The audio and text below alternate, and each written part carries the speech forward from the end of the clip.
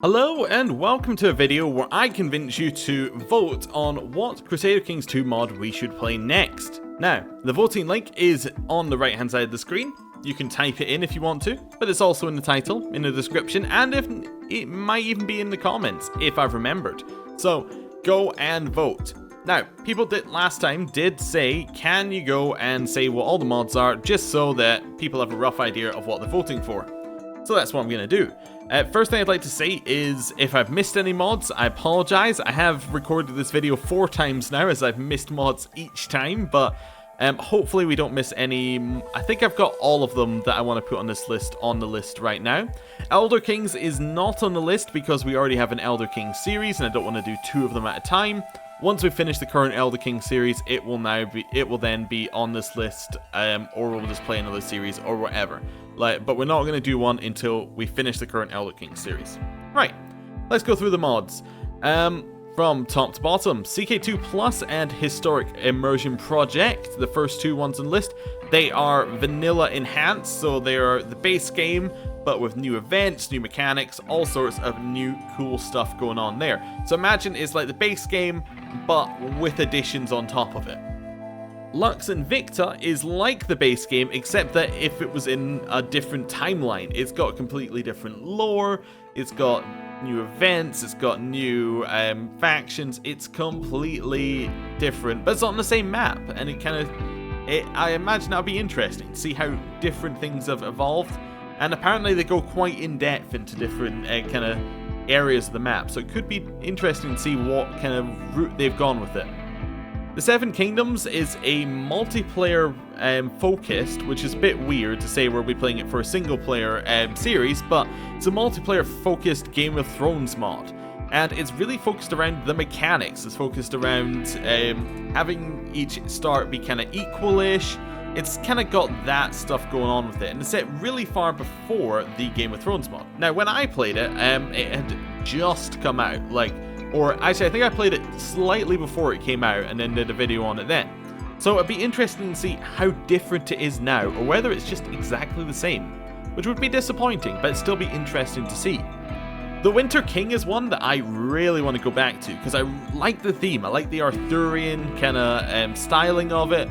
I liked all the different mechanics that had going on when you were playing as Arthur, but I want to see if it holds up if you just play somebody else in the mod. Is it an Arthur roleplay mod, or is it like an or is it kind of the whole time kind of roleplay mod? I want to see, I want to see what it lets you do. I want to see what it lets you, which characters are fun, basically. Crisis of Confederation is Space CK2. That's all I know about it. I have not looked into it that much further, but I've heard about it a lot. I've heard snippets about it, but I haven't actually heard of what it does, apart from that it is Space CK2. So, interesting to see.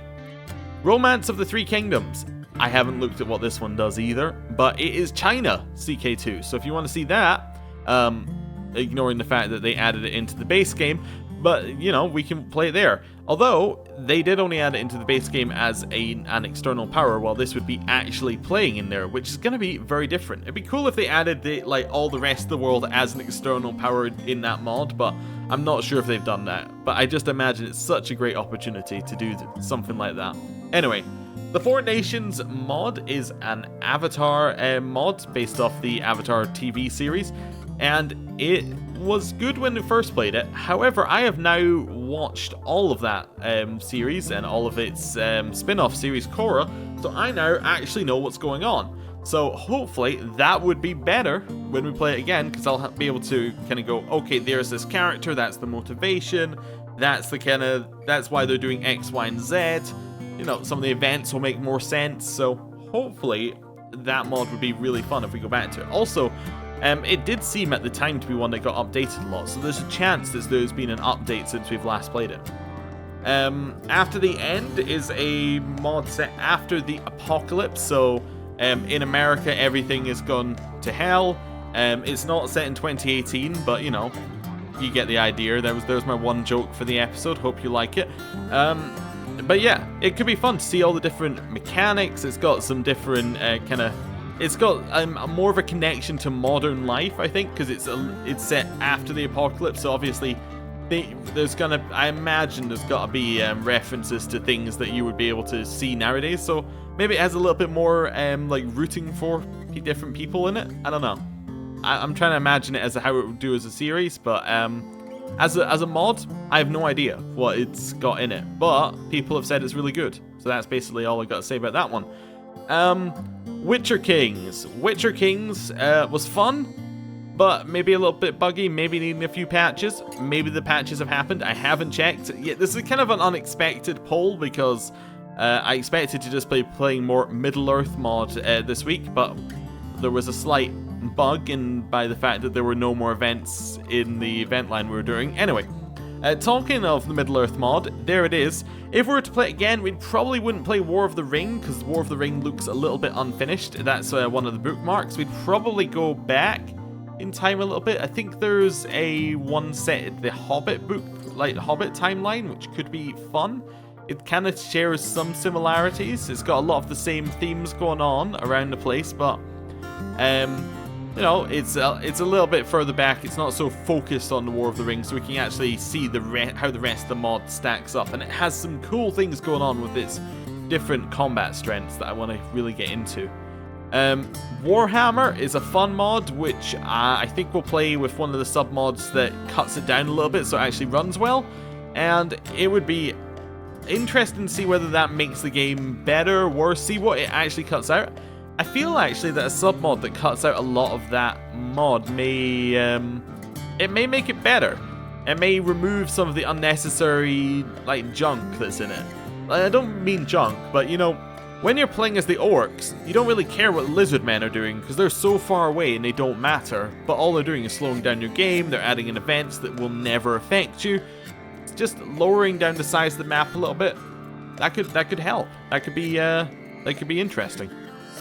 And the last mod is the Game of Thrones mod, which needs no introduction. It is very, very good. So, yeah, I would be interested in playing more of that. People have said they'd like to see more of that, but, you know, if you don't vote for it, that's the only real metric I have, so go and vote. That's what I've got going on here. It is, if you forgot, in the notepad document to the right-hand side. It is in the title. It is in the description, and it is in the comments, if I remember to put it there. So, thank you for watching, and hopefully I will see you in whichever series wins. See you then. Goodbye.